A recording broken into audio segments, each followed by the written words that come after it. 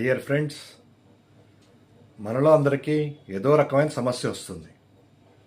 కానీ సమస్య వచ్చినప్పుడు మనలో చాలామంది బెంబేలెత్తిపోవటం, లేదా తీవ్రంగా స్పందించటం, దుఃఖానికి లోనవటం, ఇంకా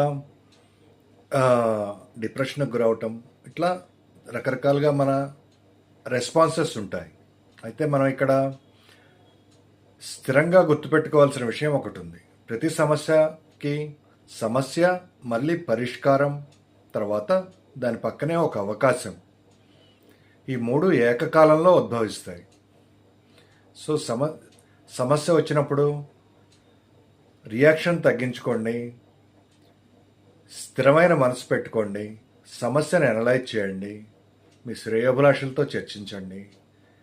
ఆటోమేటిక్గా మీరు కూల్గా ఉండి ఆలోచించటం వల్ల, మీ రియాక్షన్ తగ్గించుకోవటం వల్ల మీకు సొల్యూషన్ ఈజీగా దొరుకుతుంది. ఒకవేళ దీనికి సొల్యూషన్ మీకు అందలేదు అంటే దాంతోపాటు ఒక ఆపర్చునిటీ ఏర్పడుతుంది. సొల్యూషన్ లేని ప్రాబ్లం లేదు.